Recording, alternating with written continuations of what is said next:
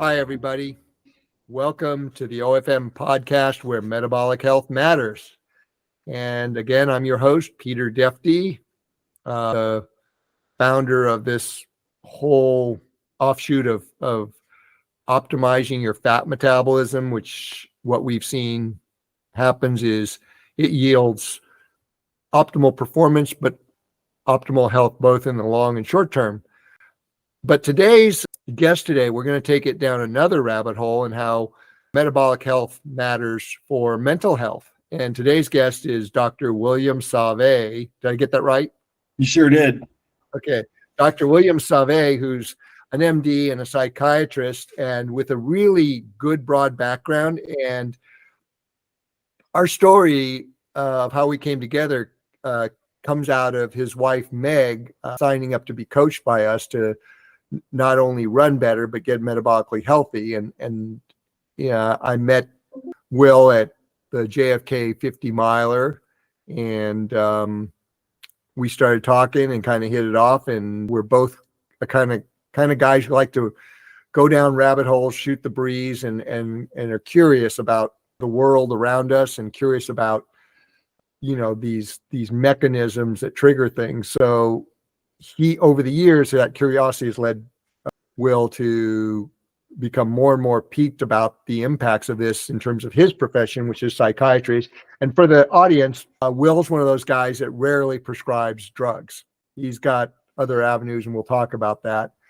So this is why we're doing this podcast, because when you optimize your metabolic health, build metabolic capacity, and this is all done by getting your lipid metabolism going optimally, this has huge impacts on mental health. So Will, welcome. And why don't you introduce yourself and tell us a little bit more about you, and I'll kind of prompt you as we go. Okay. Well, I'm Will Sauve. So you got it right. At least you got it about as right as any English speaker ever does. We'll give it that qualification there. I still have cousins in Canada whose English is quite limited, and I think they grimace at the way even I say our name. So to be fair, it's like. But if your relatives in Canada grimace, then the French will grimace at the way the French Canadians say it. Correct. that is absolutely correct. And yeah, I'm definitely a Canadien. So we're going to get grimaced at in Paris for sure. So as you said, by way of introduction, I'm a psychiatrist, and I think more importantly, I did all my training, and then I was a psychiatrist in the Navy.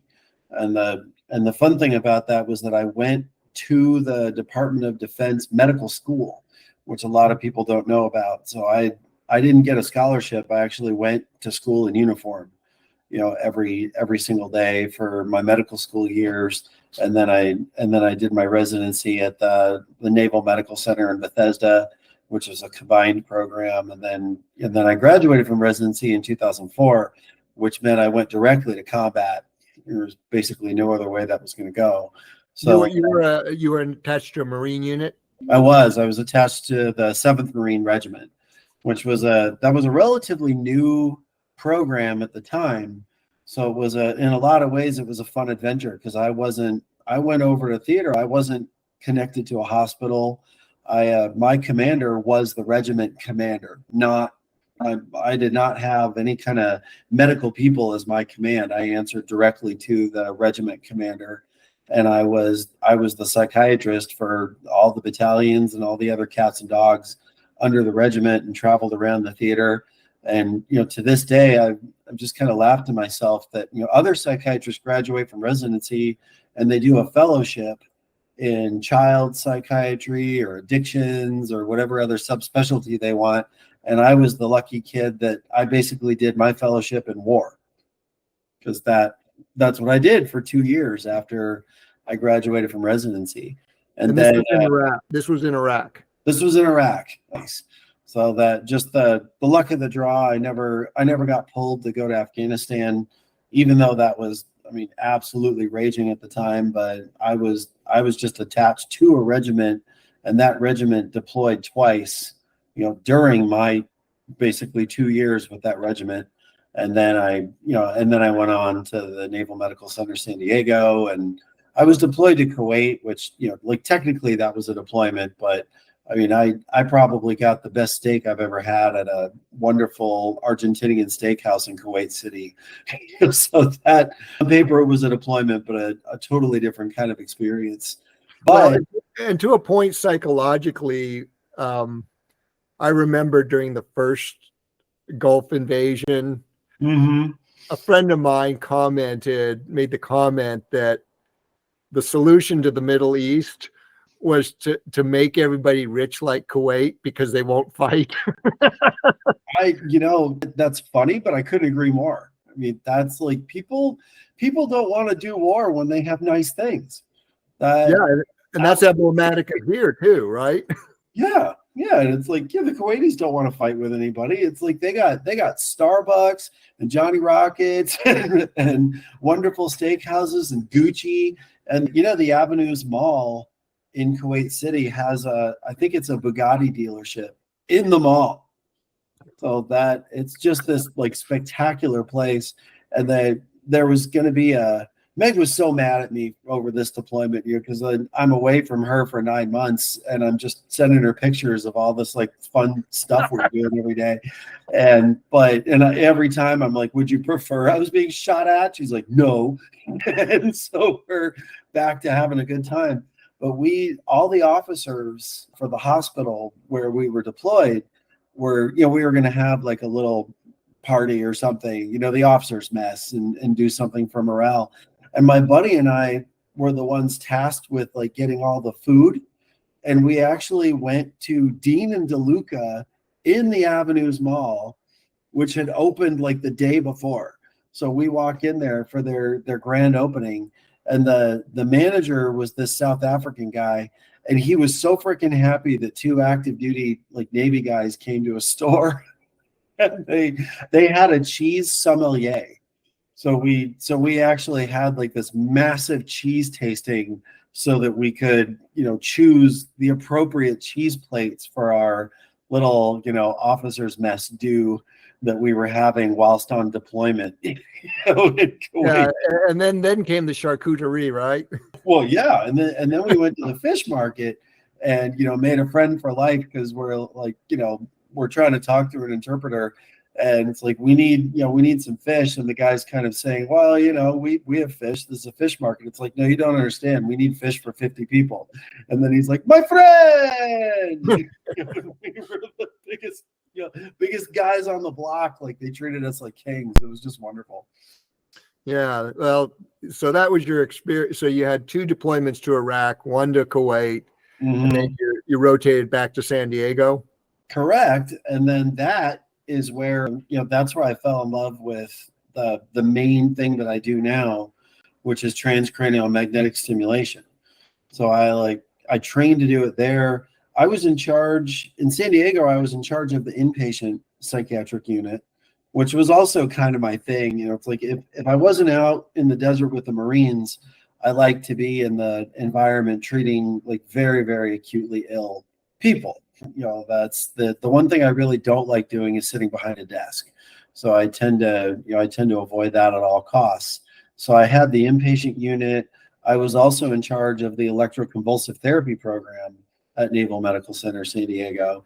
And to this day, I believe that that's why they gave me the TMS machine, because TMS had been FDA approved in 2008. The hospital bought one in 2010. Which, I mean, they bought it because it's Naval Medical Center San Diego. They have to buy if it's awesome, they have to buy it, right? Because it's Naval Medical Center San Diego. I don't think even the psychiatrist who was like my boss, the director, I don't think he knew what that thing was, but someone told him it had to do with electricity. And I think he literally said, well, then give it to Will. Like, because Will's the only guy that likes that. Well, and this is a good point. This is a good point to really start our conversation on. Yes, I was hoping you're a guy. I mean, yeah, folks, we're going to go around and go through rabbit holes here, but you're a psychiatrist that rarely prescribes pharmaceutical interventions for psychiatric disorders. And we've had a lot of correspondence, both verbally and through emails, on what is glaringly obvious to anybody that's paying attention, that most of these pharmaceutical interventions have unintended consequences, shall we say. They might have an acute response, like a lot of medicine. It might have an acute response to get people out of a hole that would result in death, but that doesn't correct the problem. So this is kind of where we want to go, and we'll talk about transcranial therapy, and we can talk about esketamines later, but this is where we really kind of want to start the conversation, is where most of psychiatry, mental health really, and how it's being dealt with or not dealt with more accurately. Yeah, exactly. Now, that one small nuance, like not to be a total hypocrite, right?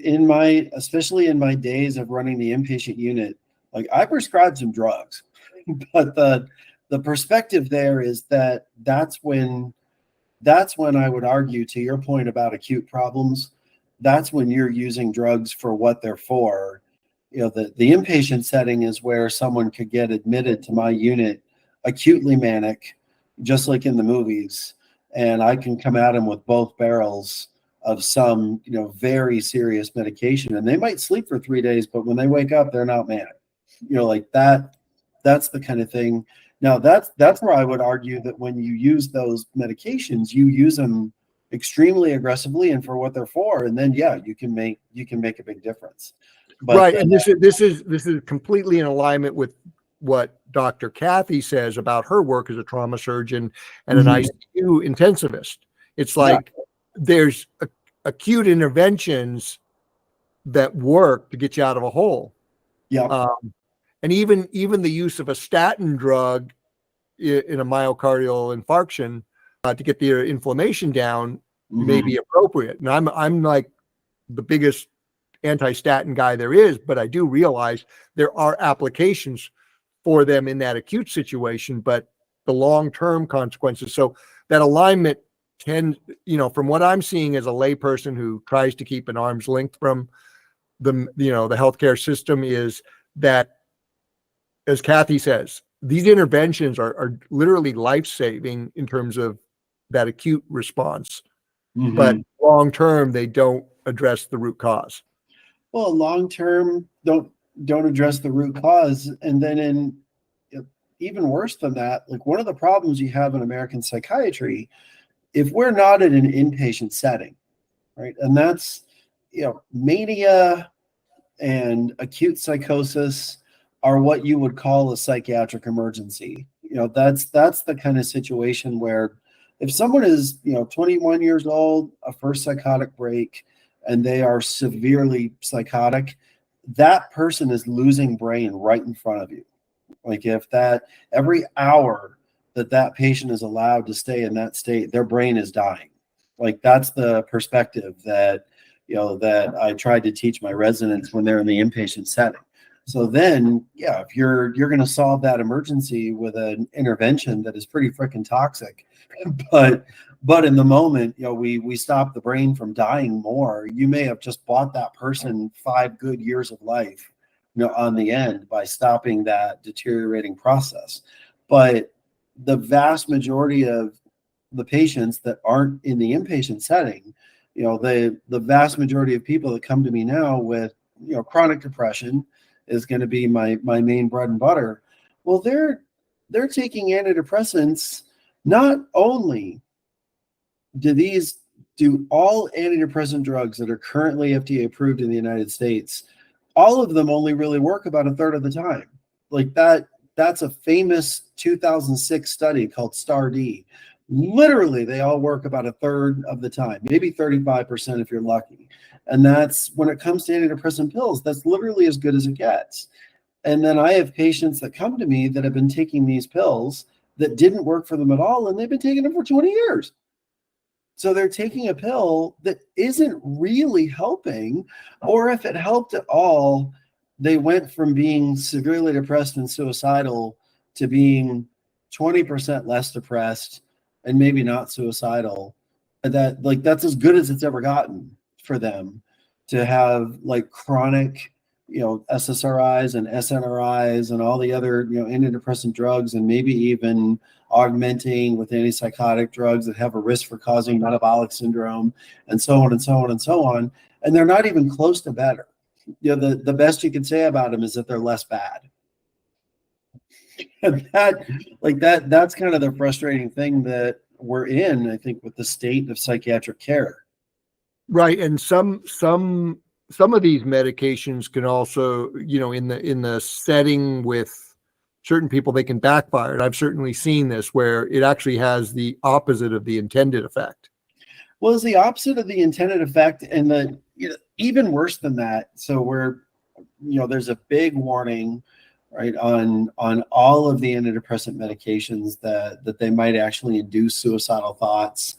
And then actually there was a terrible trend in the United States where that was considered to be of particular risk in adolescents, right? So you had some of the and young males. Yeah. So some of the SSRIs, they put this big class warning on all these drugs. You give it to an adolescent and there's a risk for, suicidal thoughts because of that. And then the official story is the field went back 10 years later and looked at it. Well, suicide in that population went up. And the belief is that because of that warning, doctors all over the country were afraid to treat depression because they put that warning on antidepressant drugs, but there was no do something else, on the end of the sentence.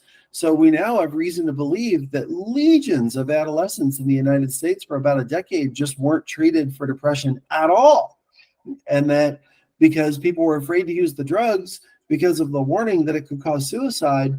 And it actually looks like more kids died during that time frame from lack of treatment. So that, there you go.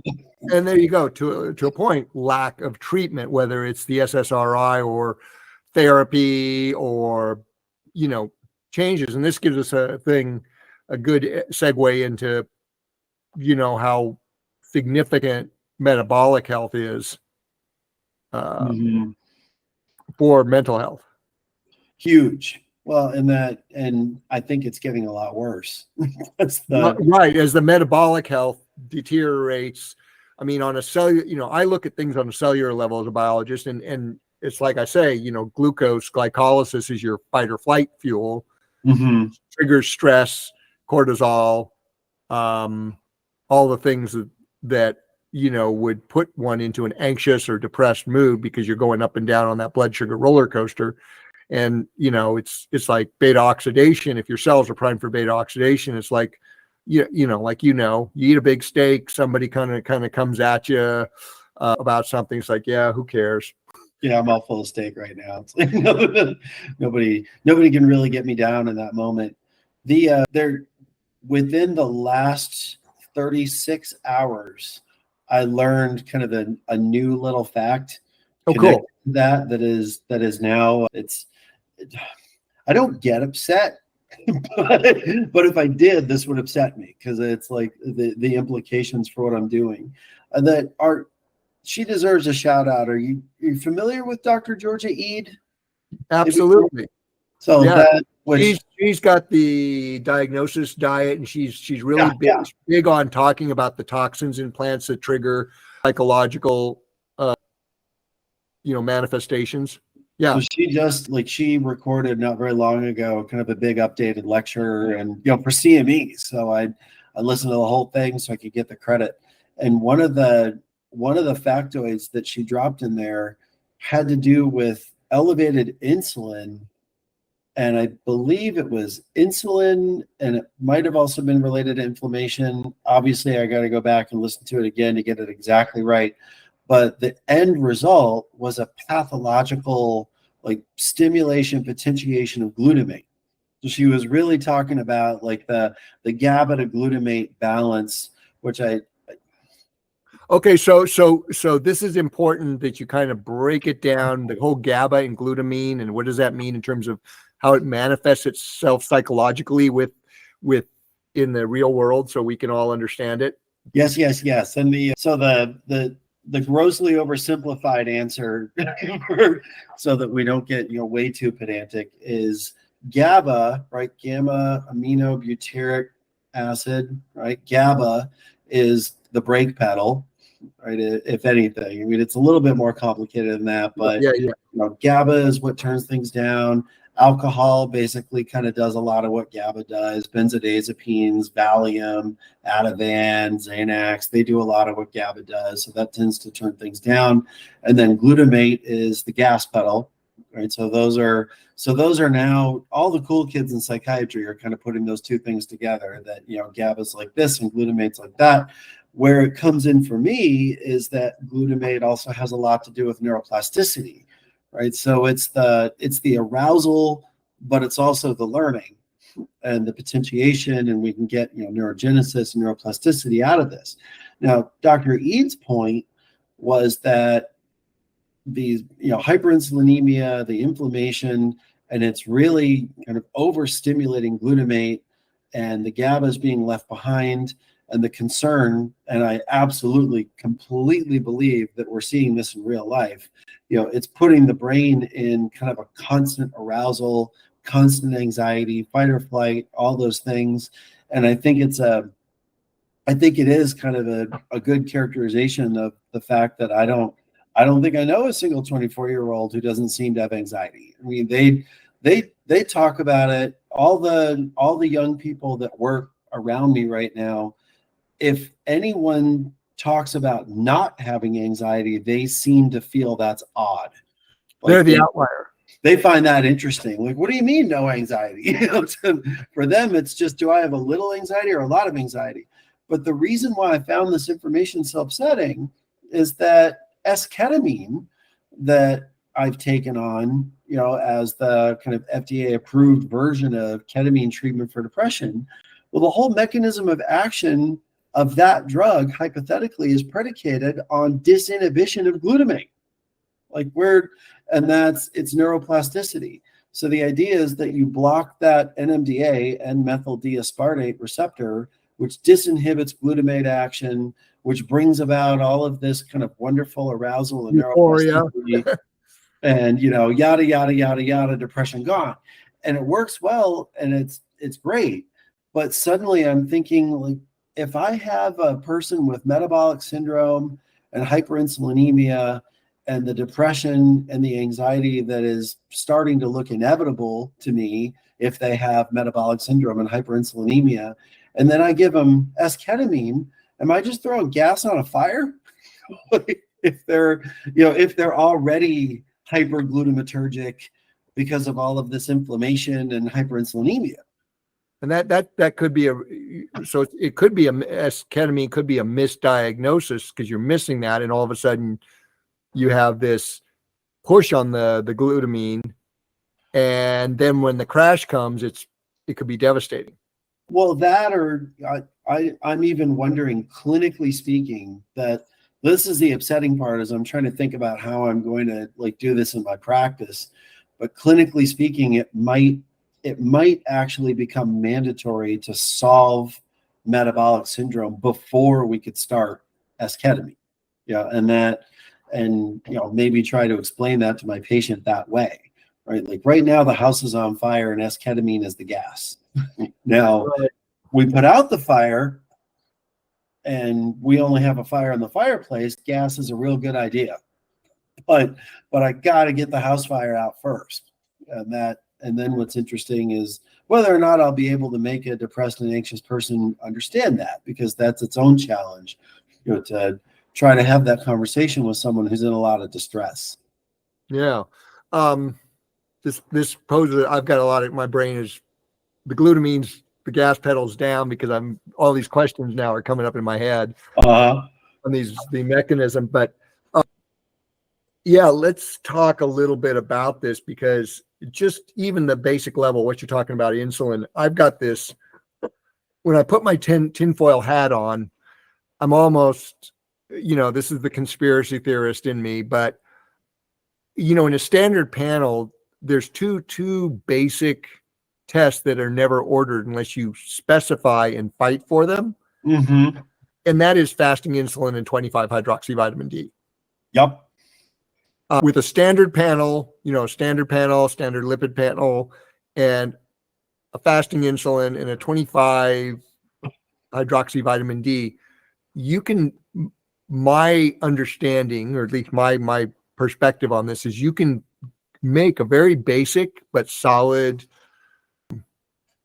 evaluation of where somebody is metabolically, because what we have here is a context issue, because in the context of where we are with the population wide, with the standard American diet, with too many chronic amounts of carbohydrate and not enough sunlight, you have a lot of the population that may have good blood sugar control, but they have elevated insulin and they have low vitamin D. And what I see, like in cardiovascular disease, just as a starting point, is if you're with the population, most of the population has low vitamin D and high triglycerides and high fasting insulin, which if you're that person, you're on the road to cardiovascular disease. Yep. Well, whereas misnomer of pre-diabetes. Right. Yeah. And we're going to go into that because in your realm of stuff, there's type 3 diabetes, right? Yes. Correct. Right. Okay. So, but in the context of low triglycerides, low fasting insulin, and adequate vitamin D, which Peter's level is 50 or above, not the standard reference range is 20 to 30 to 100. It's like 50 to 100 is where I like to see people. I'm under the impression that's what all the cool kids think. I came up with this back in 2010 when I read a ton of stuff of Michael Hollick's and other people, and some people doing experimental mega dosing. And it just and what we saw with athletes is the moment we got their vitamin D elevated, they could burn fat at the levels they needed to get that paradigm shift in their fueling. But it also has huge impacts, on cognitive skills, including, mental health. Huge impact on cognitive skills. And then what with the events of the last 3 years, I've changed my reading habits a little bit. And that I read that with adequate vitamin D, even the junctions between your epithelial cells are tighter. Have you heard that one before?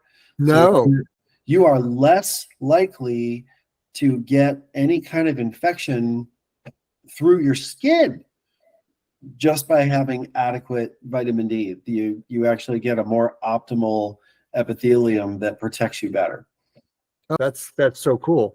Yeah, it's freaky how useful vitamin D is. Well, and vitamin D is a sort of a marker for a whole bunch of things to going on, because if you start to read the research, vitamin D researchers out there that's sun synthesized vitamin D, there's probably 10 or 12 other compounds being produced in conjunction with 25 hydroxyvitamin D, and it has all the benefits of a steroid with none of the downside effects and even more benefits than steroids do. It's sort of like a lot of things that occur naturally. And what we found is, because most people can't get the sun exposure they need, we just go with the D3 supplementing, but try to get people to get as much adequate sun exposure as they can. Yeah, exactly. I started working a lot harder on getting the adequate sun exposure myself. I call this particular practice mowing my lawn. That's the way I decided to go after it. Yeah. Well, and to a point when you're out there doing work, and say you have your shirt off and you're in shorts during the summer, and you're doing that for say 30 to 40 minutes without sunscreen and sweating, you're especially when you're fat optimized, you're going to be fairly safe. I think that what's happened has been a compendium of things, which will go back to the mental health, but like with the whole scare about skin cancer, Mhm. you had people on high carb, low fat diets, so their metabolism was screwed up. So Mhm. their cell wall fatty acid composition was not in the best shape. Right. And so you have that. And then so all of a sudden you got skin cells getting fried and going cancerous. So all of a sudden people don't expose them. They're all scared of getting skin cancer. But then all of a sudden you got this problem with calcium deposition in the soft tissue instead of the bone matrix, right? So then you add calcium. The obvious front line thing is you add calcium supplementation. Well, without the sunlight or the K2, you're not depositing it in the right place. And now all of a sudden, the silent killer in women is heart disease. Right. Right. And it's just kind of like, it's a great business model. That's all I can say. Yes. And not only that, as you going back to where you're coming from, not adequate sunlight is that it's correlated to depression and anxiety. If you're and I have this is Peter's wild thing, but this is you being in the Middle East. This is one of these Peter connections. Mhm. I have this theory that because women in the Middle East are made to cover up, Mhm. they are low in vitamin D. So their children are low in vitamin D in utero. So adolescent males grow up to be, insufficient in vitamin D from that original in utero programming, which makes them much more subject to, doing these extreme things. I think that's a fair assessment. I'll kind of add to that malnutrition is just pretty rampant across the board too. Yeah, and vitamin D is one of those, is malnourishment.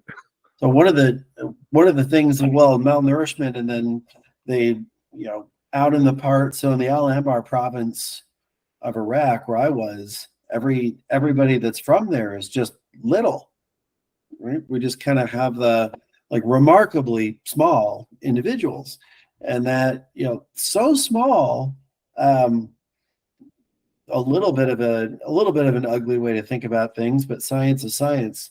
So small that the Marines had to really think hard about the caliber of ammunition. Is that a 5.56 round, which is your standard NATO round for an M16? It's a 223. It's a Yeah. AR. It's what in the civilian hands is an AR-15 assault weapon. Well, but 223. So in other words, yeah, it's a 22, right? So it's this teeny tiny little bullet, and the reason why that round works is that it bounces around and cavitates, right? So That's right. this is such a high powered round, but it the way that, again, because I went to the military medical school, they taught us these kinds of things like in class, that 5.56 round can go in your shoulder and come out your butt. Right, it's like, so it's a teeny little round, but because it does it's frangible and it does all these freaky things. Well, it turns out that it'll only do that if you're the size of an average Russian. It's like that round was meant to win the Cold War.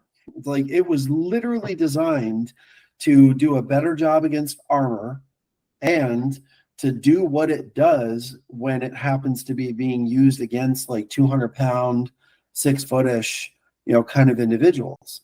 What we found out the hard way is that when you're fighting people, in a place like the Al Anbar province, and the guys you're fighting are probably 150 pounds tops, that round will actually go completely through them and make a pinhole and injure them almost exactly zero. Interesting. Because it's just small people. So that's why it's like I had that whole interesting conversation, because we're talking to like the regimental gunner about this issue that we're having with like standard ammunition, and it's like, yeah, they don't, that out in the sticks in Iraq, 3/4 of the population is half starved.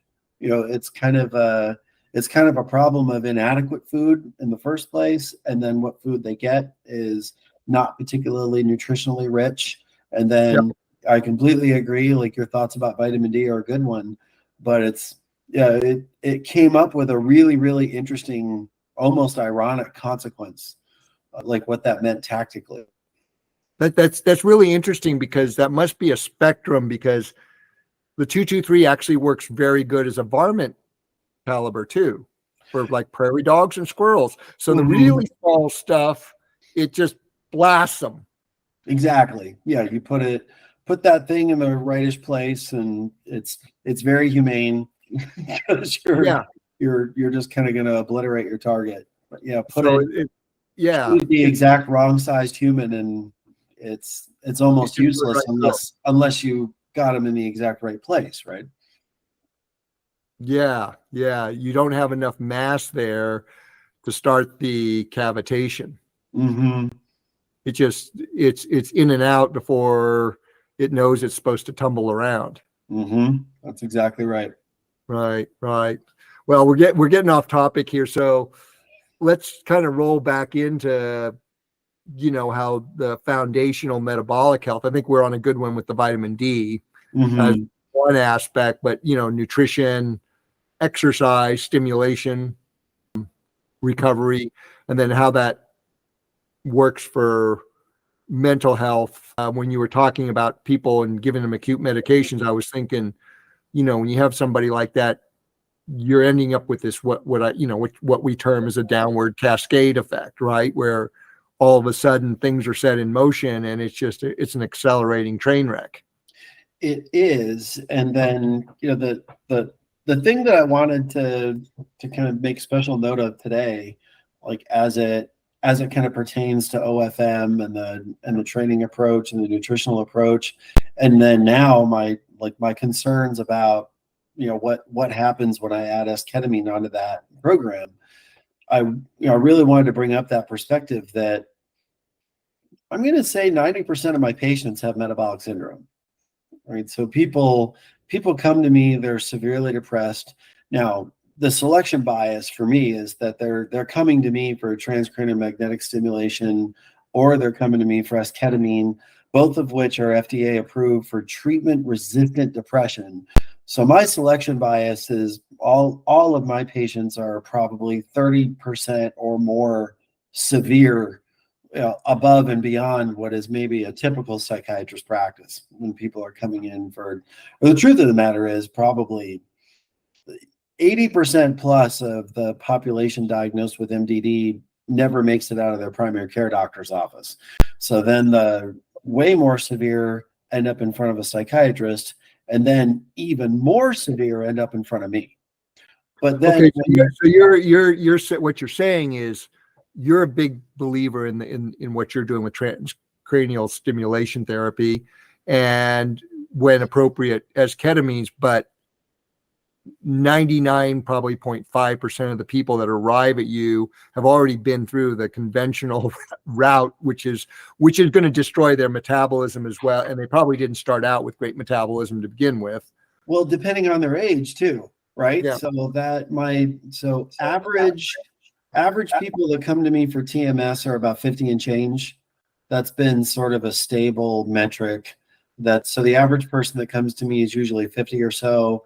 They've been suffering with depression for a minimum of 2 decades, maybe 3. They've had an average of about 8-ish medication trials before they come to me. Right. That's what my point was. Time. Yeah. But if someone's 50 or 60 years old, they at least had the benefit of 70s nutrition when they were little. So they might have actually. Are you saying the benefit, or are you joking? No, I'm saying the first decade of their life, they actually probably ate real food. Oh, okay. So ironically, they got that going for them, that they probably had a fairly heavy diet, meat. They probably didn't eat much earlier than 9 o'clock in the morning and 5 o'clock at night. So they were practicing what we now like to call intermittent fasting, because in 1972, that was just called eating, right? You don't eat too late at night. You don't eat too early in the morning. But the younger my patients get, so if someone happens to come to me with, who's 25 years old, and I'm really excited to treat them because they've probably had fewer medication trials because they haven't been seeing a doctor for more than 4 or 5 years. But I also have a very strong reason to believe that they were literally weaned onto Pop-Tarts and Mountain Dew. So they're a infinitely worse metabolic picture, maybe even. And no fat, and the whole mantra of trying to rid yourself of as much fat as you can, and replace it all with canola oil, right? Yeah. So we're all full of polyunsaturated fats. We're full of high fructose corn syrup. We don't even eat real sugar anymore. So to kind of bring it all together, going back to my thoughts about this like disinhibited, pathologically elevated glutamate on top of all the hyperinsulinemia and the inflammation, I'm not 100% convinced that some of these patients are in a position to tolerate psychiatric treatment, even my favorites like transcranial magnetic stimulation, esketamine, until their metabolism is addressed. They're metabolically frail. Oh yeah, they're so sick. Now that I'm worrying that ketamine might actually be harmful in that milieu. TMS, the way that I characterize TMS is that it's kind of like I glued your brain to a treadmill. So that if TMS treats your depression, that's kind of an exercise model. If fixing your diet treats your depression, that's a nutritional model. Could TMS be sort of this is oversimplifying, but could TMS be sort of like the brain equivalent of a pacemaker? No, yes, but I think like I said, I'm oversimplifying, but I think of it as more than that because it really does constitute training of your brain.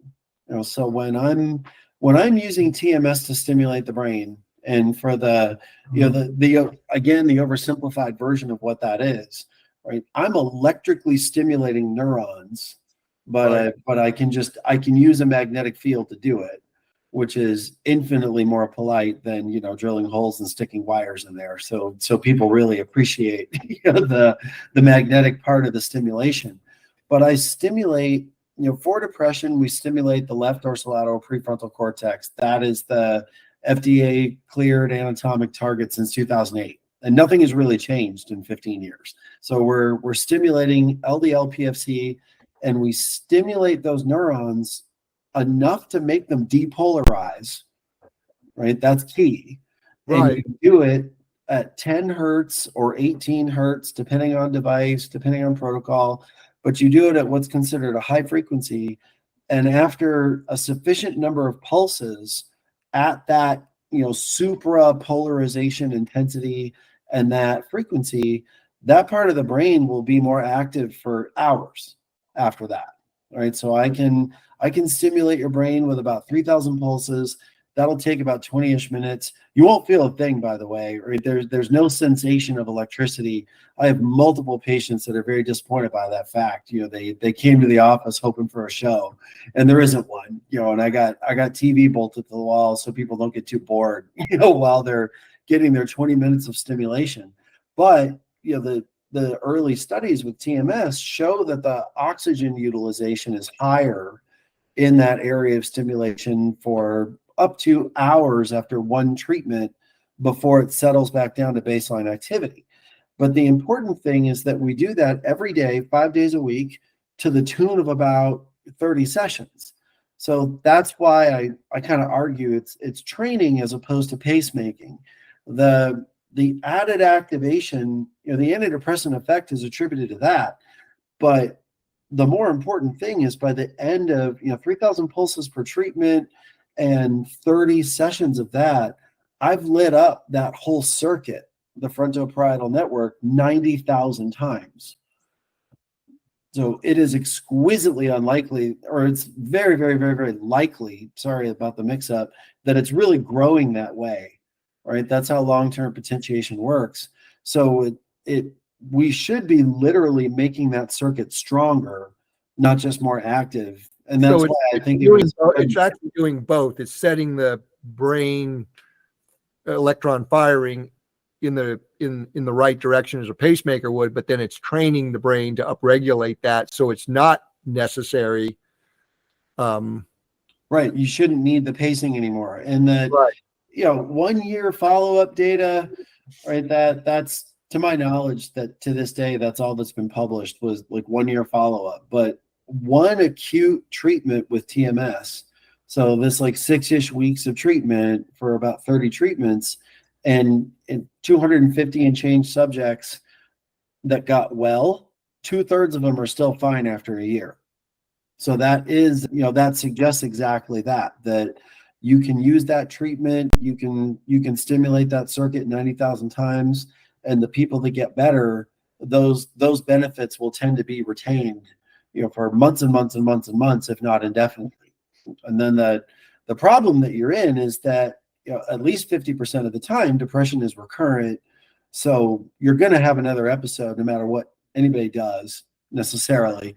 And so people who do have a recurrence in depression, you can't really prove that it's because TMS somehow wore off. It just means that they had another episode.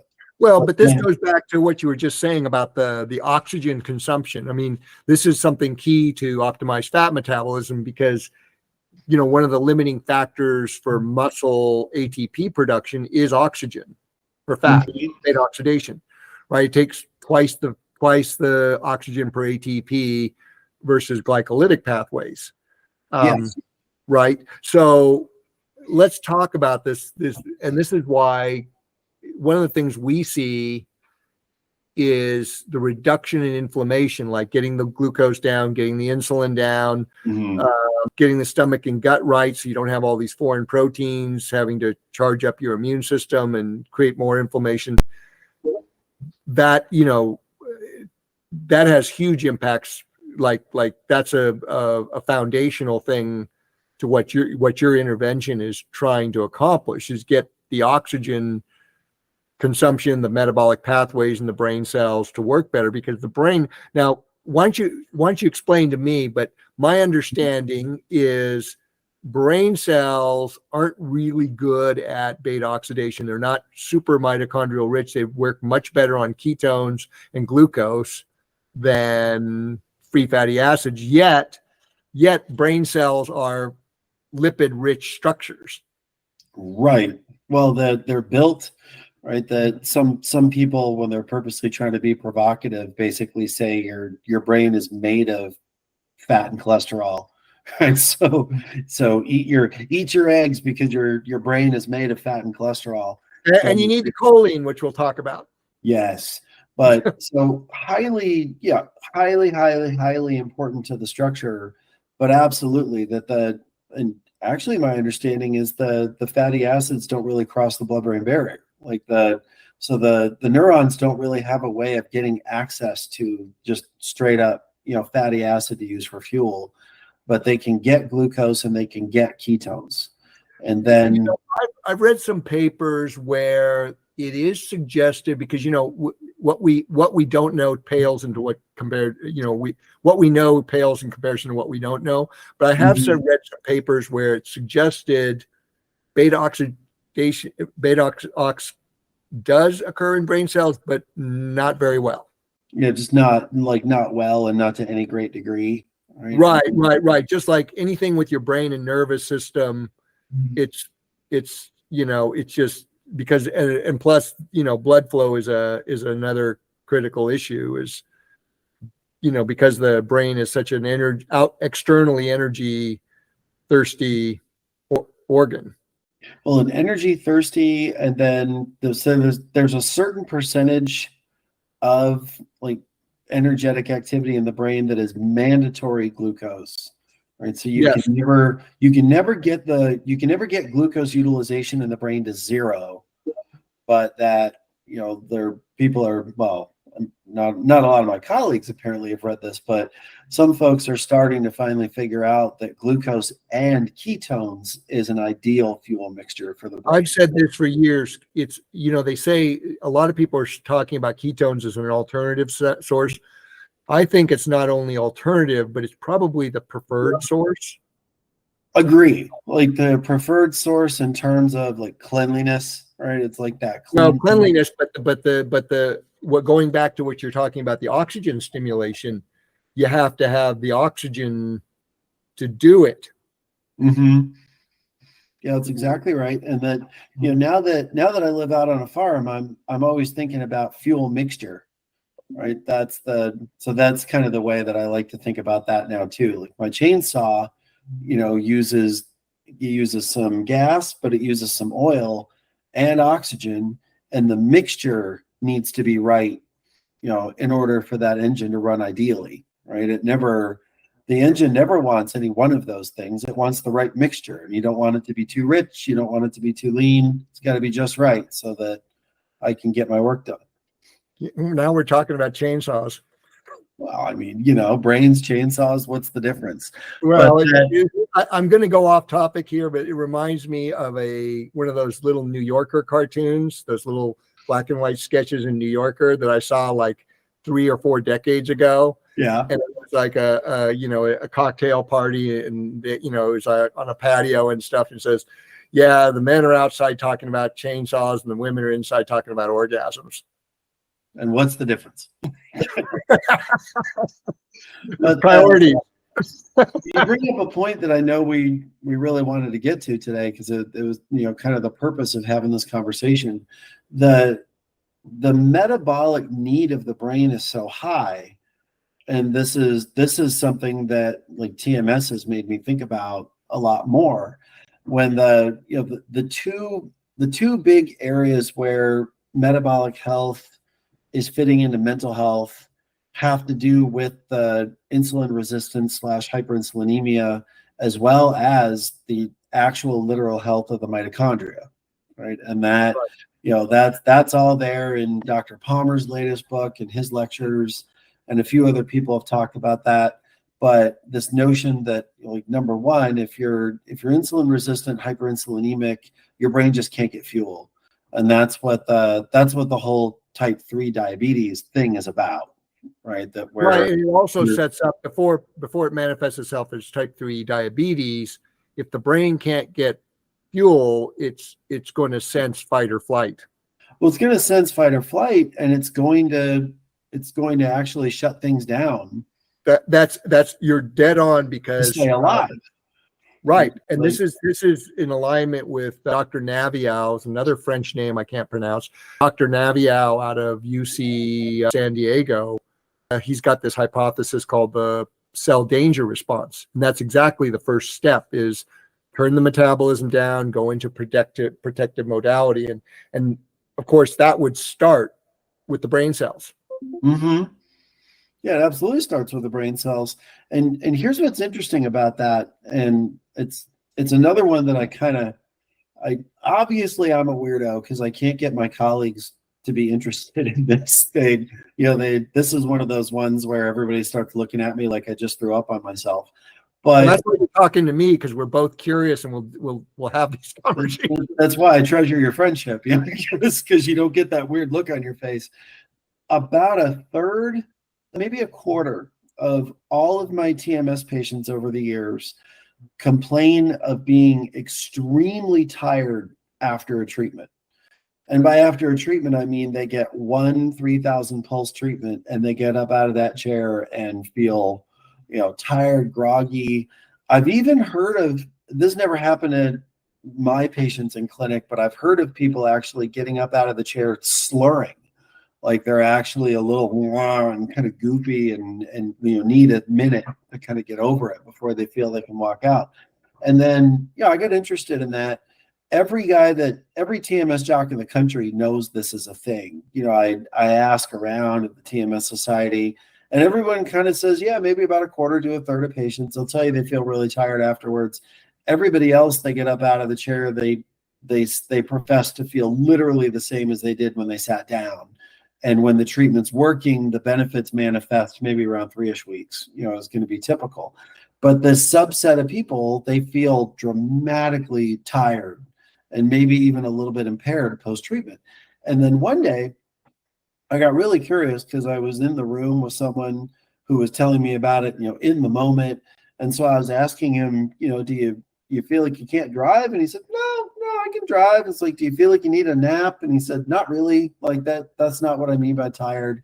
And it finally hit me. I said, do you feel like you read the Bible in 20 minutes? And he's like, that's it. like has that tired brain, like I studied too hard and I literally feel like I wiped out my brain. I mean, he's like, I just feel like I need to watch cartoons for a couple hours. Like I just worked my brain too hard and I need some rest. So I started thinking about that, and I thought, well, the brain uses 20% or more of the total energetic resources. And I'm told this guy, I'm like, I made your brain fire 3,000 times in 20 minutes. Like, that is hard work. And that's not metabolically free. And it actually surprises me that more people don't feel tired. Like that, what's strange to me is that everybody doesn't feel tired after a TMS treatment. Like, why is it only a quarter of people? And that has gotten me wondering for the last few years, what if someone who is, let's say, minimally metabolic healthy, since almost nobody is metabolically healthy, but let's say that if they at least have enough metabolic health that when I am working their brain as hard as I'm working it, they can actually get the extra fuel that the brain is asking for. And so by the end of the treatment, they feel okay, but a subset of them are actually so insulin resistant, so zeroed out on ketones, so hurting for energy that I'm wondering if I'm hammering on the gas pedal when there's a kink in the fuel line. There's a big kink, because it's not just that they're not producing ketones. They're also they don't have gluconeogenesis going. Exactly. Like they can't get glucose in there. They can't get ketones in there. And I'm revving the engine and they can't get fuel. And then it leaves them, with this is one of the things. It's like, I look at glucose as our fight or flight, or a bridge fuel. So whenever there's a change in energetics, glucose is the thing that can just jump in there and fill that need. Yep. Okay. And we saw that in our data collection when we had people on the treadmill, and these were fat adapted athletes. Every time there was a change in the pace to increase the pace, there was this little slight blip initially of glucose, and then it settled back down, and then a little bit bigger bust, settled back down until you got to the threshold. Well, they even went to their threshold, but once you went into anaerobic, that's when you saw the glucose start to really go up. Yeah. So it's a bridge fuel, and what people don't realize is with insulin, I've said this before, I'll say this again. The modern perspective of insulin is we're looking at this completely wrong, right? We're using insulin, whether we're type 2 diabetics or type 1 diabetics, or people who have too much carbohydrate in their diet for their particular set of variables. We're using insulin as a blunt sledgehammer to drive blood sugar down, right? Right. When in the context of what insulin should be evolutionarily, insulin is like the third most anabolic hormone there is after HGH and testosterone, right? Low insulin, high insulin sensitivity, low fasting insulin, high sensitivity. Insulin is one of the most anabolic hormones, right? That's what a carb refeed does if you're metabolically fit, right? That's what IGF in milk, that's why young animals grow big. Is milk provides that growth factor that they haven't matured sexually to where they're producing the testosterone. So it's like with a lot of things, they have huge benefits if they're used in the right context, but we're using insulin completely wrong. And I think your concept is completely valid, because like I say, they don't use fasting insulin is not part of a standard panel, and you might have great blood sugar control, but your insulin's through the roof, and boom, to a point, you give your brain a test, and all of a sudden it's starving. They can't do it. And what's really interesting is I find most of those patients that have that phenomenon, it tends to resolve in about 3-4 weeks. So that there might even be kind of a getting in shape phenomenon that they, like with TMS alone, they seem to get better at solving that energy problem. Well, sure, because TMS has taken them off of that fight or flight response, cell danger. So the cortisol is going to go down. I mean, I'm thinking about several metabolic pathways that are going to just settle down, because by the time a person gets to you for a TMS treatment, they're pretty foobar. Mm-hmm. Exactly. Right? But then that's kind of my existential question now is what would happen if I had the opportunity to solve their metabolism first? I got a good start. Yeah, so I'm told.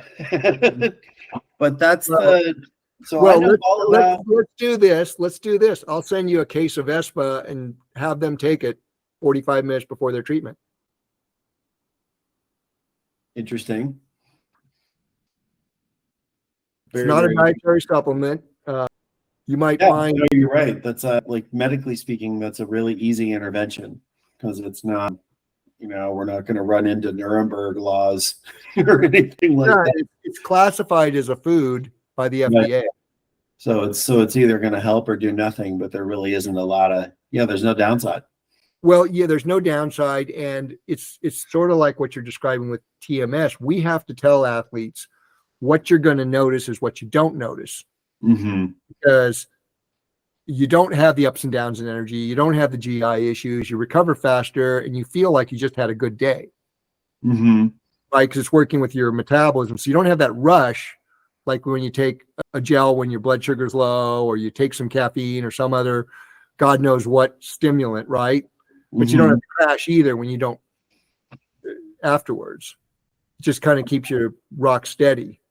That's a perfect segue into the other thing I really wanted to get into, because I think of optimized fat metabolism as athletes, right? And it's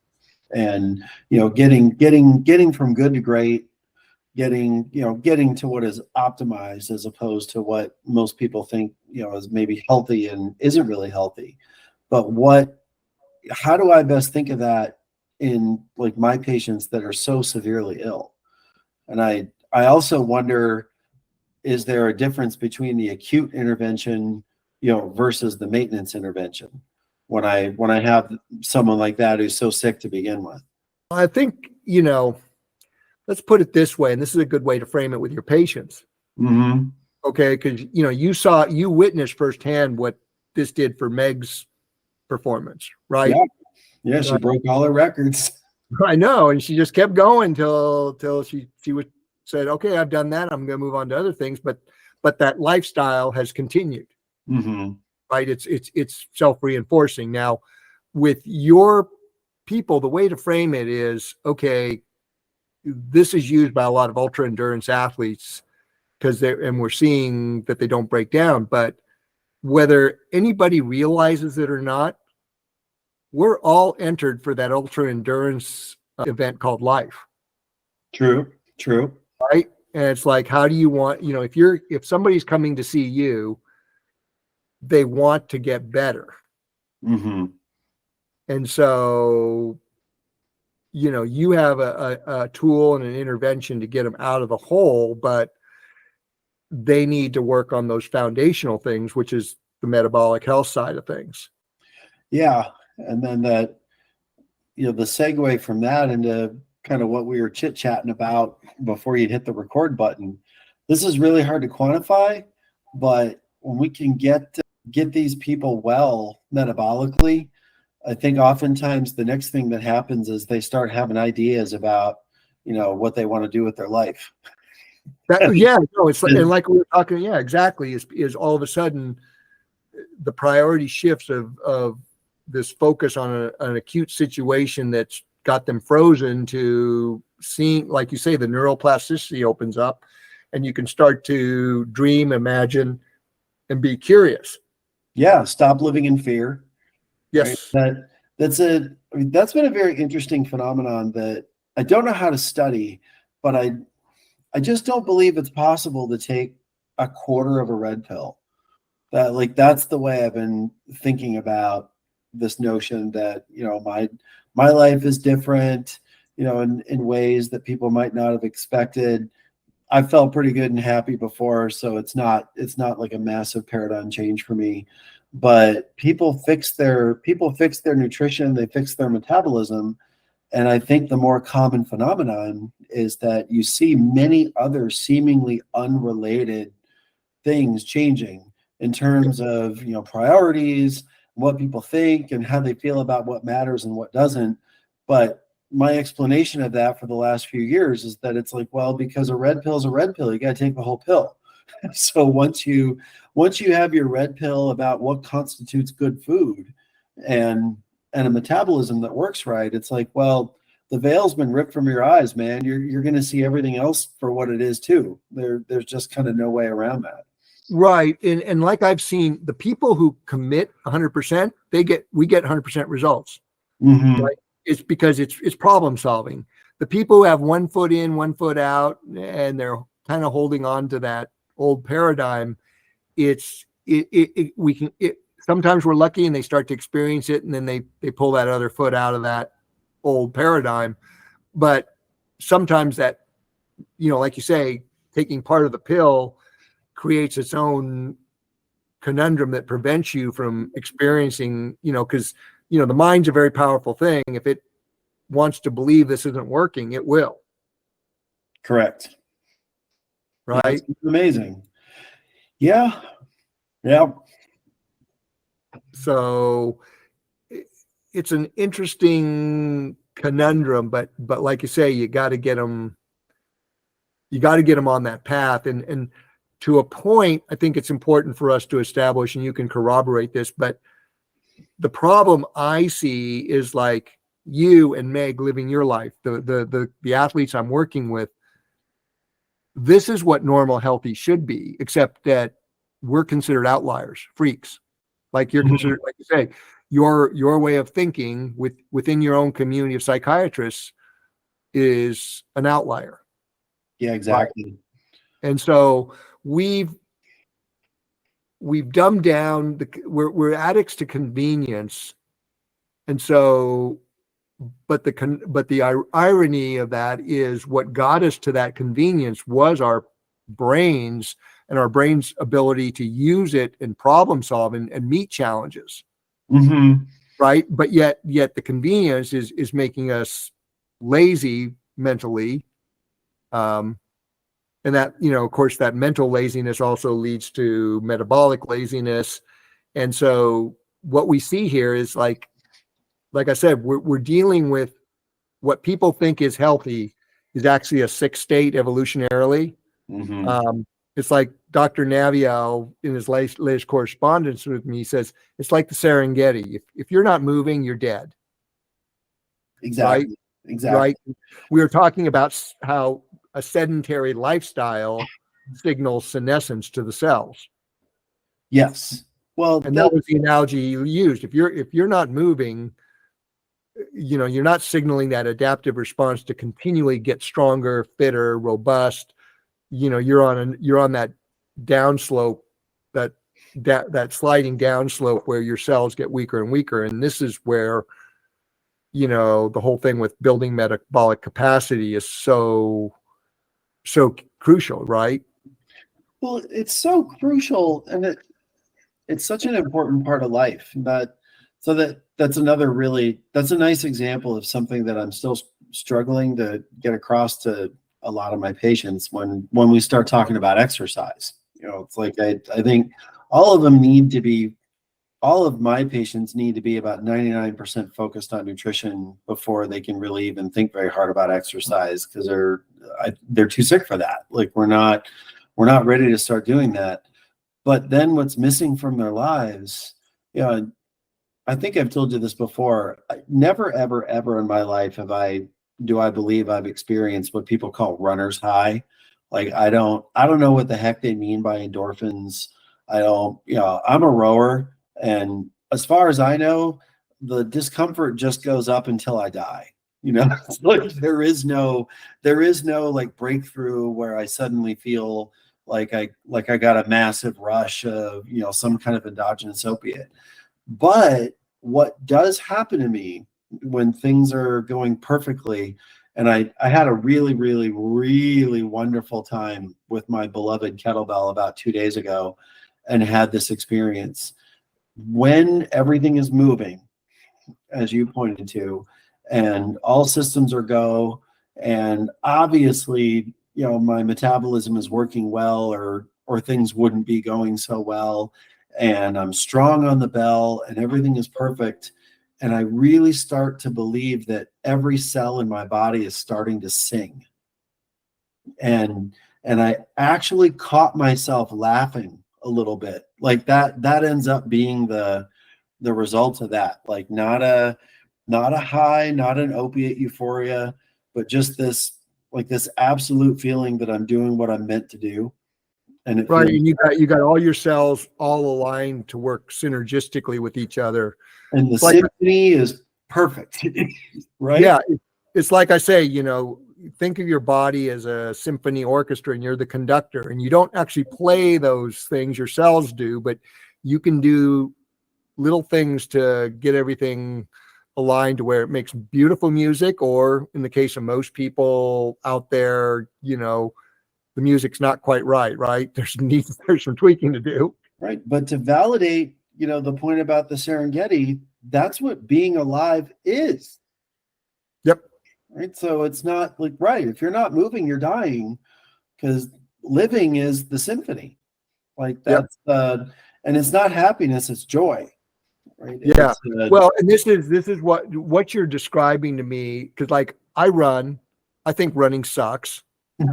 I mean, especially, but if I get myself out on a trail and once I hit that switch, which is what we're talking about, that switch where all of a sudden your internal pathways are all upregulated, your cardiovasculature is fully dilated. It's like, yeah, whether I'm running 20 miles in the mountains or you're swinging a big 40-kilogram bell, like I can do this. I want to do this. And it's like I say, like in the case of a kettlebell, when the difficulty of the workout pushes against you, you want to push back hard. Yeah, because it's fun. Yeah, it's fun. And that's I'm pretty sure It's also toxic masculinity. I'm warning you. So toxic. I'm waiting for a really good shipping deal so that I can get myself a 44-kilo bell. Right. Unfortunately, those things are so freaking heavy that the shipping costs more than the bell. Yeah, but there's the thing. It's like you're now entrained into, oh God, can I lift more? It's like, no, I want to lift more. You're making those, like we were talking earlier, those decisions are just, now you've got this upward cascade where you're moving, everything's moving mentally, physically in the direction of constant improvement. Precisely. So that's the key to mental health. We solved it. Yeah, we can solve everything, right? Yep.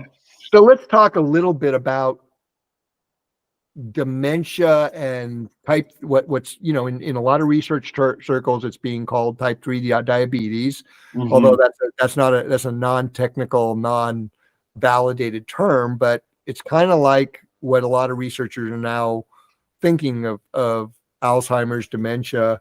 And one of the reasons I want to talk about it was, a day or two ago, Sandra Day O'Connor passed away of dementia.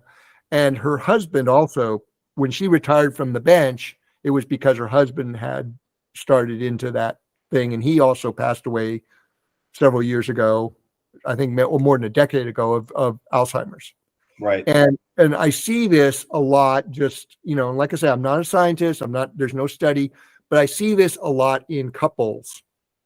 And so my thinking is, okay, this can't be a genetic thing. It has to be a cultural lifestyle thing, because we've got two separate, different sets of genes here. And, my thinking is that people who are, currently in their 70s, 80s, 90s, who are experiencing these things, they all flat landed in that 1982 American dietary guidelines, which told everybody to go high carb, low fat, eliminated fats. We need to talk about choline, and all that. So take it away. Well, I think number one, apparently my medical school was weird because I was taught to think the way that you just outlined starting from my first year of medical school. And so I thought that all doctors are taught to think that way, and it's looking more and more like apparently not. But that, like, you hit the nail right on the head. If I have two ideally genetically unrelated people who are married to each other, and then they both have literally the same illness, like, well, I start looking around their house for a toxic exposure, right? Like, that would be, it's like, well, they both caught the same thing, or they're both eating the same. And that, to up the ante just a little bit, just as a kind of funny aside that validates that even more, it's now I'm finally reading more about dogs having the same metabolic problems as their humans. And it's like, well, it's because everybody in the house eats about the same. It's like the humans eat like crap, the dogs eat like crap. And the humans eat 6 times a day, the dogs eat 10 times a day. Like, it's actually more pronounced in felines and canines, but people aren't making that connection to humans. I mean, canine and feline diabetes is rampant. Because they're on these, most cats and dogs are eating kibble, right? Mm-hmm. Which is high in carbohydrate for people who are, animals that are further on the predator spectrum than we are, right? Digestively, we're closer to a dog than a pig. Pigs and bears are what I consider true omnivores. We're omnivorous carnivores. Right. And then dogs are a little bit in the canine, or felines are obligate carnivores. Yeah. Right. But between the amount of sugar, their digestive tract is evolutionarily even worse. Plus the fact that stuff breeds a lot of periodontal health because they don't brush their teeth. They get that systemic inflammation, which drives the diabetes, which drives the heart disease. You're dead on, which drives the cataracts and all this stuff. And it's like, so take it from there. I mean, the pet thing is it's almost the symptoms of what's going on are right there with our pets as well as us. Well, and going back to dementia, then it when you think about it that way, it doesn't make sense to characterize dementia as some sort of genetic reason why amyloid protein is accumulating in the brain, and the solution is to invent some kind of crazy ass $60,000 infusion to rip the amyloid out of the brain. And that's like that. So that, that drug got FDA approved. Yes. It literally didn't work. And it was in the same paragraph. It's like you read the news release and you're like, Aduhelm, it's this and this and this study, and none of the patients got better. Blah, blah, blah, FDA approved. And you're like, what the hell? They're like, well, they said it worked because it did what it was supposed to do. It took the amyloid protein out of the brain. And yet, but then the dementia isn't better. And now I think that it's just the cholesterol bullshit all over again. Sorry for my language, but that it is kind of that same logic again, for which I would have been hazed in medical school if I ever said something so childish as to say, well, these demented brains have amyloid protein, so take out the amyloid protein and cure dementia. It's like that. I wouldn't have made it past my second year of medical school. Like that, we were literally taught over and over and over again that is not how science works. That you can't put somebody in a suit and shove them in a house and then be like, congratulations, you're middle class. Like that's not how that works. Right? Right. It's like they have the suit and the house because they're middle class. It's like you're looking at things completely backwards.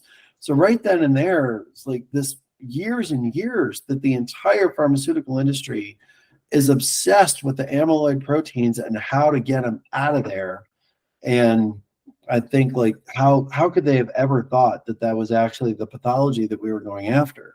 Now, finally where we are, again, to your point, it's like the logic would be that it's more of a toxic exposure and either a literal poison in the environment, like you got black mold or some crap, so everybody in the house got the same illness, or the toxic exposure being high fructose corn syrup and polyunsaturated fatty acids and some severe deficiencies, because you really can't get, choline if you don't eat eggs.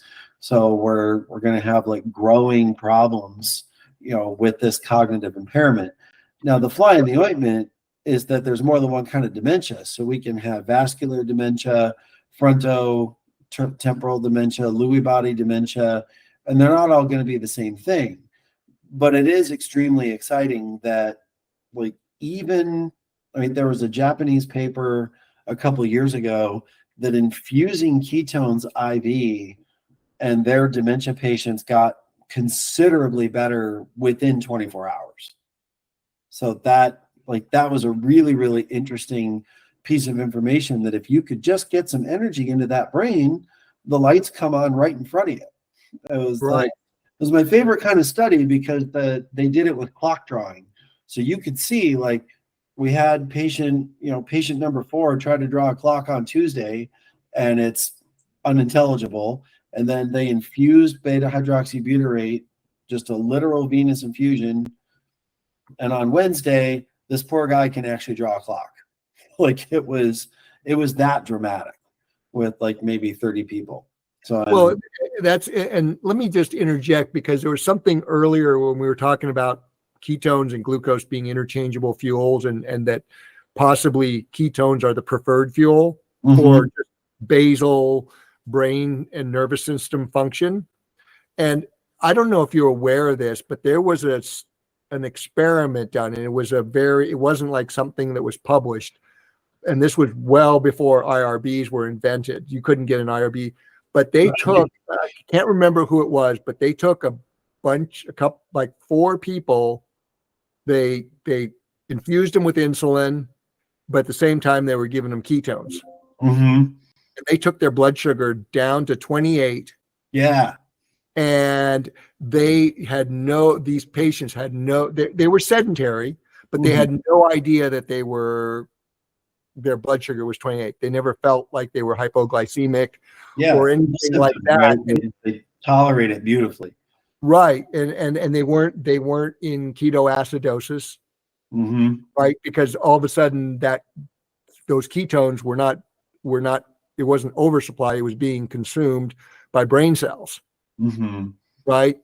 And the interesting thing, the side note to that is, there's this big article that came out that Dr. Linda just sent me today. There's a gal, it hit all the news, but an Australian elite marathoner went blind during the last couple of kilometers of her marathon here this last weekend at the Valencia Marathon. It was one of the fast ones, and it's all over the thing. If you look it up, the headlines are all dramatic and fear-based. And it's like she had this huge hypoglycemic event right during the last part, and I'm like, and Dr. Linda said this woman needs OFM, right? But people are making people are making big headlines about this, but this is exactly the kind of cognitive disconnect that people don't get. It's all the headlines, but they're still pushing the carbs like crazy. I'm sure the solution is she just needed some more gels. Yeah, more gels. Well, that all kind of ties into the one thing. When you're talking about dementia, when you're talking about these hypoglycemic episodes, and then yesterday I was actually early this morning, I was following a thread on social media about the hysteria of people having heat injuries in 90-degree weather. And I'm thinking, people at concerts and not even athletic events, but just big outdoor events. And it's 90 degrees, it's 95 degrees, and it's some record number of people that got hauled away in ambulances, because they're pale and diaphoretic and they feel like crap. And the fake news wants to act like it's climate change. First of all, God, we're gonna blame it on climate change. And you're like, first of all, 90 degrees isn't that hot. But then, second of all, humans can tolerate heat. I mean, one of the things that makes humans special is our ability to tolerate heat. and even tolerate heat with insufficient hydration, and humans still do wonderfully. So it's like, can a human being tolerate 90-degree weather even if they're not drinking water? Absolutely. But can a hyperinsulinemic, severely depleted, halfway to heart failure, probably halfway to hyponatremia human tolerate 90-degree weather? No, they can't. Especially after they've had a couple of beers. Precisely. It's like, well, and don't get me started about the alcohol thing. It's like, alcohol has, I don't know why. Well, I kind of think I do know why, but it's a little bit too tinfoil hat for this conversation. All of the massive propaganda, some of it coming out of doctors I really, really respect, about the latest thing that no amount of alcohol is safe, that, the only correct amount of alcohol is zero alcohol. And number one, all right, that is absurd on its face. It can't be true. Every single human society on the planet has independently discovered alcohol. All humans consume alcohol. Humans have been consuming alcohol for thousands and thousands and thousands and thousands of years. If alcohol was literally only negative to humans, evolution would have wiped it out millennia ago. I've got the answers for this. Already thought this through. So here we go. Well, my point being, just before we get to your very good answers, is that it isn't about no amount of alcohol is safe. It's that alcohol is not safe for a metabolically sick human. That's correct. That's the point that's not being made. It's just like what I was talking about with how we're using insulin wrong. Mm-hmm. Context matters, and you just hit the nail on the head, because I got curious about this because you hear the two things, alcohol and fructose. Mm-hmm. Toxic. Yeah, evil, toxic, heresy. Right, everything. So we're going to get our tinfoil hats on. So thinking about this from an evolutionary biology context, okay, humans, we're meant to consume carbohydrate-rich things, but we're not meant to do it all the time. So we have adapted to having those pathways because that was no-risk food, right? You didn't have to go, try to kill bisons or mammoths or elk or something that could defend itself. Right. So we had concentrated carbohydrates 3 to 5 times a year, not 3 to 5 times a day for decades, which is what we're doing now. So we have this robust system, right? And when that fruit was ripe, or berries are ripe, or tubers are ripe, or we found honey, that was a very brief window, right? Mm-hmm. And so, and a little bit at a time too, right? Like, but we gorged on it as much as we do. But typically, and when you look at it in that evolutionary context, it was perfect because all of a sudden, no risk food. We could gorge ourselves on it. When you eat carbs, you get full, you pass out, you wake up, you feel bloated, sick, and shit. But guess what? You're hungry again. Mm-hmm. It's just a beautiful mechanism for thriving as a species. Well, especially when you're trying to put on a few pounds right before winter. Right, when that food is available. Well, of course, what happens to fruit after it sits for a few days? It starts to ferment. Right. And I'm sure that's how we discovered alcohol. And with our big human brains from eating meat, we figured if we add a little bit of water and let it sit and cook, guess what? We have this more energy source that actually made most of us pretty happy for a short period of time. So it's how we know our creator loves us. Right. So we have right there. Right. So we have fruit we have fruit and fructose, sugar and fructose based stuff. And we have alcohol. And when you look at the pathways of how both are metabolized in the liver, they're remarkably similar. And in a metabolically fit person, it gets converted into fatty acids in the liver. And guess what? It's the first fuel source your liver is going to grab and make into free fatty acids, ketones, or glucose, depending on the metabolic need. Right. And so super easy. It's right there. It's easy right there. And it's because the insulin's low, it's not blocking the liver from making these energy substrates. Right. So evolutionarily fit, metabolically fit person, everything's working the way it is. And what got me really thinking about this was that evolutionary pressure that shaped us. So we adapted to having pathways that actually turned alcohol and fructose into beneficial things if we're in the context of the pressures that shaped us. Exactly. Right? It's the environment. Instead of it's the economy stupid, it's the environment stupid. We've so messed up our environment that now this is toxic. Because what got me really thinking was, I remember I was at a bicycle camp and somebody mentioned this, and I'd heard it other times, how they tied one on and the night before and then had the race of their life the next day. And I'm like, young fit males can do this. Right? Because high testosterone will cover up a number of sins. Right. Right. And they talk about how they got drunk off their ass and the next day they just had the ride of their life. And I'm like, the miracle that it works as well as it does. Right. But when you think about the context we're in, where once again, we go to that fasting insulin being high, and it's pretty well established if your fasting insulin's high, it turns down your liver's ability to release energy because it's trying to scavenge and get rid of all the excess glucose in circulation. Well, that's why, like, my big pet peeve now is the GLP-1 agonists, right? And this was also it's something I already knew, but a bit of a lecture I was listening to last night, like, really just characterized it further. Like, when you take a drug like that it artificially gives you this satiety, right? And it gives people so much satiety that if they eat more than a few bites, they feel like they're going to barf. So then what does that drug really do? It's like people are consuming maybe 800 calories a day and feeling like they can't eat anymore, when they're taking semaglutide or one of the other GLP-1 agonists, but it is actually driving them to eat small amounts every hour and a half. So it is guaranteeing that they will be severely deficient in energy while maintaining a high insulin state. Right. And then all of a sudden you've got that delicate dance of insulin, ghrelin, and leptin.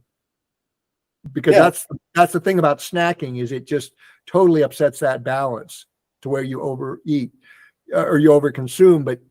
And the other thing, I don't know, have you seen the papers that are starting to come out about the depression, anxiety caused by these weight loss drugs? I've seen the beginnings of it, and I've not quite heard the proposed mechanism. But but it's being observed. I guess it's in the observational state that people are having these severe mental health challenges on these drugs. Well, and I don't totally know why yet, because there are actually some things I don't know, but there's also a lot of interest that people that were taking GLP-1 agonists spontaneously stopped drinking, but then, which is like, well, that's exciting. Of course, all anybody wants to talk about is, oh my God, semaglutide could be a alcohol use disorder medication. So we can patent it for that and give it a new brand name, right? And it's like, that's all super exciting. But I'm the weirdo saying, well, this tells me that a GLP-1 agonist jacks with your reward system. Yep. And then it's like, well, I'm not 100% convinced that's a good thing. And we already know this, like, and I'm connecting things that probably don't belong together. But when you familiar with using naltrexone to treat alcohol use disorder? Low dose naltrexone? Actually, just regular dose naltrexone. Okay. And the way we use it in the United States is actually scientifically all wrong. It's like we give, because naltrexone blocks the opiate receptor, and if you give somebody a full dose, it blocks all the opiate receptors. Like, so endogenous opiates aren't really getting through. Any opiate you put in your mouth isn't really getting through. Like, it just basically stops it all from working. And in the United States, we're kind of so obsessed with abstinence from alcohol, going back to our other point, that we make patients get sober and then give them naltrexone to stop the cravings, which, like, if that works, it probably works because every time they get a whiff of alcohol, it actually sets off the reward system as an anticipatory thing, and naltrexone blocks that, so they feel like they're not getting the cravings. But the way that naltrexone's actually been really successful and controversial in the United States is called the Sinclair method, and it was based on the famous Helsinki data, where people that were consuming 10 alcoholic drinks a day, right? So like alcohol use disorder, they told them to basically don't try to stop drinking in particular, but just take your full dose of naltrexone right before you drink. So it's like whenever you're going to drink, take your naltrexone. And then if you don't drink, don't take any naltrexone. But if you are going to drink, have some naltrexone like 30 minutes before you have that first drink. And with that particular protocol, 10 drinks a day, people spontaneously settle down to about 2 drinks a day. And 10% of the subjects actually stopped drinking entirely, like completely lost interest in it. And the hypothesis being that the opiate system is part of the reward system. And when naltrexone blocks the reward system, but you drink anyway, you don't get the reward out of it. And therefore the behavior you're training that person. Well, the behavior extinguishes because Right. they're not getting anything out of it, right? So they don't want to do it anymore. But the reason why you don't have people just take naltrexone every day is because not only will they stop drinking, they will also stop having sex, and they will stop eating delicious food, and just about anything else that is rewarding behavior will actually start to go away. They'll And become catatonic. but we call that anhedonia, which is one of the cardinal symptoms of depression. So going back to like, if GLP-1 agonists are jacking with a reward system, I can't help but wonder if then a certain percentage of people are actually starting to present with depression because they have severe anhedonia because nothing's enjoyable. Yeah, that's what I see. And it's kind of interesting you say all this because, I'm not a scientist. I have my BS in biology, but I'm not I have friends and my former wife are all doing, did basic research and published papers. And, I've worked with some top researchers like Steve Finney and Jeff Volek. So I know what good science is. I don't do it. I'm an empiricist. Right. Do what works, but study the science. I mean, the papers are great tools and guidelines. Studying the extremes, what works for our athletes as well as the highly diseased state. Those are great tools. But one of the things I wanted to point out that's critical to our conversation on mental health is what you were saying about this Helsinki study is that one of our principles in OFM in terms of actual execution is we don't deny long-term anything. If somebody likes chocolate cake, if they like their bread or their pasta or their pizza, whatever quote unquote sin or toxic stuff, alcohol, I tell people right up front, I'm not going to deny you anything. We just need to get you reset. So it might take a month or so of some discipline, but what we found is like what that suggests to me is like a lot of times what I've had people do who are like, into their breads and their pizzas and their pastas is once we get them converted over in 2 or 3 months, I say, yeah, go have beer and pizza with your friends. And boy, they come back every time. They come back complaining about the inflammation, the constipation, the achy joint, and even with myself, like I've got little kids, so there's pizza 2 or 3 times a year in my diet. And it's like an out-of-body experience. I'm just watching myself shove slice after slice in, and it's good while I'm doing it for some reason, rewards thing. But then 45 minutes to an hour later, it's like, oh, why did I do that? Yeah. Then the consequences. And then it corrects the behavior. So that would be like the anti-abuse model of treating alcohol use disorder. You remember that medicine? No. That's anti-abuse is disulfiram, and this comes from like this is before I was in medical school. Like, this is really the old way, but it blocks the metabolic pathway of alcohol, so that if you take this drug, alcohol any alcohol you consume is immediately just turned into basically formaldehyde. Oh God. So you just get sick as all hell. And that was like in the 50s, I would say I think I'm getting it about right. The 50s and 60s would have been the peak of disulfiram, brand named antabuse. And it works. Like someone who wants to get sober and they don't seem to be able to do it, no matter how many meetings they go to, they know that if they take that pill in the morning, then, not even one whole drink will just be a full on, actually so sick it's a little bit dangerous to get, to drink on top of disulfiram. And then the interesting question there is that how many people just stop taking the pill, and how many people, I mean, I actually had a patient back when I was a resident. So this was like, I'm treating this guy in the early 2000s, and he's on antabuse, and I'm like, the 50s called and they want their drug back. Like, you're really going in the way back machine. But he was that kind of, like, if he drank a little bit and it made him sick, and that aversive experience worked for him, and even had a whole dynamic going on where I think his wife gave him his pill every morning, and that was part of their like, him taking that pill was the symbol for her of him committing to another day of sobriety, and that way worked for him for years.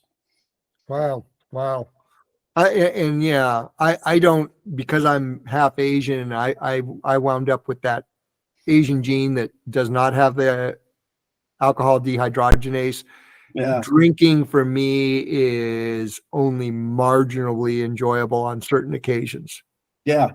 I pay a big price no matter what. I think actually, like, I'd have to look it up to be sure, but I think antabuse is basically that times 10. Yeah. Well, that's exactly what that is. It's just stopping the action of alcohol dehydrogenase. So I don't have that issue because of my genetic profile. I don't have the Asian gene that can drink, because there's Asians that can drink and there's Asians that can't drink. Yeah. Right. And then my father, would be a classic alcoholic, a functional alcoholic. Because you can just go and go and go. You can go, he enjoyed it. I see that, but it also took him, it became the controlling thing in his life, right? It was an escape. And I saw that, and this is where we want to go into psychology and about getting your metabolism healthy, because, you have to be able to deal with the struggles of life. And I think, he came from there's a family history you can trace back on my grandmother's side of the family that had alcohol abuse in the family. But one of my early adopters, John Rutherford, who's a superb athlete, and he was in the FASTER study, and he recorded the highest published fat oxidation at 1.7 in the 8 in the FASTER study. But I remember asking him why he punched out after a couple of tours of duty in Afghanistan and Iraq flying F-18s. He went very similar career track to Meg. He was in the Marine Corps, but as soon as he finished a couple of tours, he got nominated to become the White House liaison for the Secretary of the Navy. So he was serving the black man in the White House during those years. Yeah. And now he's the foreign service officer attached to NATO in Brussels, and he speaks Russian. Wow. His first post was in Russian. But anyway, back to this whole thing of psychology, reward, and being able to deal with, the mundane things that we have to deal with to navigate regular life. I asked him why he punched out from flying F-18s, and he said, I've seen a lot of people that, when you get to fly something like that, everything else is less, and you can't deal with that. And that probably profiled my father to a certain extent, because he flew jets in the early part of the jet age, and then became a a pilot for Pan American, and I think that's where it really kind of got started. But when you're flying jets and you're kind of like, this demigod, because that's what they make them out. That's what they make these fighter pilots out to be. It kind of sets up some unrealistic expectations. Yeah, you can't really find that feeling anyplace else. And how do you reconcile that, on a psychological level without turning to something that leads to, psychosis and depression and the things that you deal with? Yeah. I'll let you know when I figure it out. Yeah. I mean, it's the same thing with you dealing with what you were dealing with in Anbar province. I mean, you have guys who are dealing with real life and death issues, right? And they're seeing people who literally have their back, getting shot up, killed. And, we're so far removed. It's kind of funny because I say that modern technology is pinging primitive fight or flight mechanisms in us psychologically that weren't meant to be pinged on a chronic basis. And so you have these people who are in actual really extreme things, like guys you were dealing with in Anbar province, right? Those are real traumas. They are, but I mean, as we're kind of, I think we're almost running out of time here, but I'll say something really provocative because that's what I like to do. The natural state of humans is war. So that conflict. We can talk about trauma, but 20 years, 30 years, 40 years of relative peace, that's what's weird. And that 99+% of all of human history, humans are living by tooth and by claw. So that I've actually been asked to give a presentation on PTSD in about a year. I think I have about 10 months to write this thing and put it together. And I'm hoping 10 months is enough time for me to get it through my head how I want to express that I'm not convinced that what we think of as trauma we should think of as trauma, because I'll be with you on that. I think the trauma is that these events cannot be reconciled with the modern world. Concur. And then, just to be a one-note guy and put it all together, I also think that those events, I'm not sure that your brain is plastic enough to deal with all those events when it's hyperinsulinemic. There you go. Like that might actually be the major problem. And, in all wars in U.S. history, the rate of what we now call PTSD is about 15%. It's been stable. So from the time anybody ever looked into it, maybe going back to World War I, when we call it battle fatigue or shell shock, but it's always about 15%. So it's a really, really similar proportion of people, about 1 in 6, that will be diagnosed with PTSD. So that goes back to your point about 2 unrelated people living in a house together, both getting dementia. Like the question is, what is it about 1 in 6 people that makes them vulnerable? Everyone was in the same freaking war, but only 1 out of 6 really get PTSD. Well, so let's reframe that. So everybody gets traumatized, quote unquote traumatized, because we live in the world where everything's trauma. Remember, we don't talk about sticks and stones now. We talk about pronouns. Well, right. I'll put it this way. I'll think of it like an athlete. We all get hurt the same, but only 1 out of 6 got injured. Right. And we're not talking about how trauma, whether it's through physical training or a war, can make us better, because you see how so many people, like these people, 1 in 6 get the pathological PTSD, whereas for others, one of the good things about the military, the camaraderie that exists, it creates a man who's not narcissistic, who has a bigger sense of purpose for himself and goes on to do great things. I mean, you're one of those examples. John Rutherford. I mean, I see this with a lot of the people I work with who have military backgrounds, that they don't become battle hardened. They become, the stress of those situations makes them more cognizant, and probably to a point why we've had an extended period of peace, because those people knew what it really meant and were doing the things that were needed to do to keep us from going into human conflict. Because when you see human conflict for what it is, you recognize that we don't, most of the population at least in the Western world, doesn't know just how much conflict there is out there. Mm-hmm. In terms of the reality of it. So,